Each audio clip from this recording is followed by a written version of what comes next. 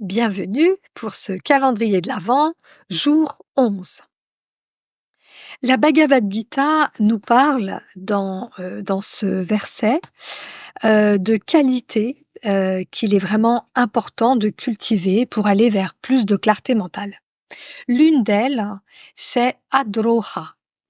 Adroha peut être traduit par absence de haine.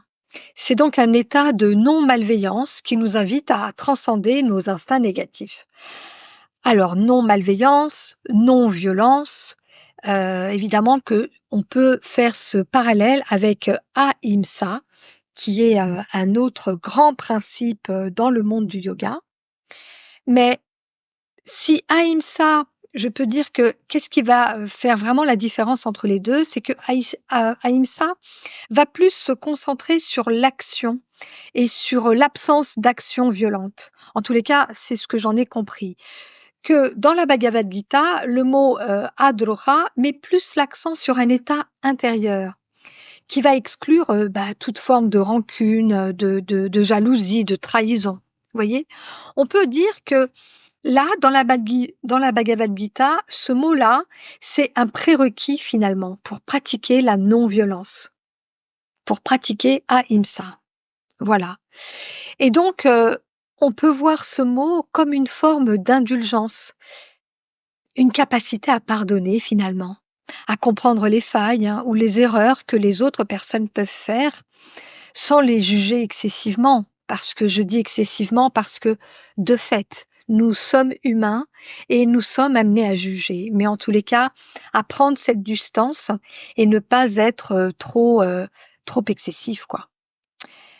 Et ce que j'ai envie de vous proposer comme exercice pour vivre cette bienveillance finalement envers vous-même et envers les autres, eh bien, ça serait de développer dans une action au quotidien, de développer la tolérance. Qu'est-ce que vous en pensez?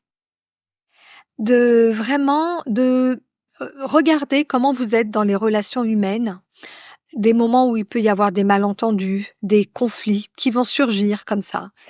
Eh bien, d'être plus tolérant, d'être plus indulgent, déjà envers vous-même, avant de l'être envers les autres, et puis après, bien sûr, envers les autres.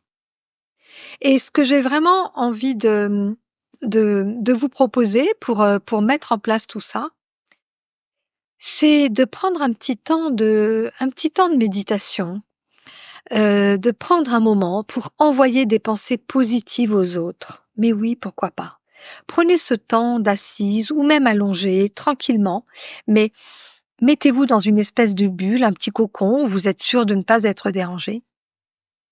Et prenez ce temps d'envoyer des pensées positives, vraiment de souhaiter le bonheur, de souhaiter la santé, de souhaiter la réussite aux personnes que vous aimez, aux personnes que vous ne connaissez pas mais que vous fréquentez.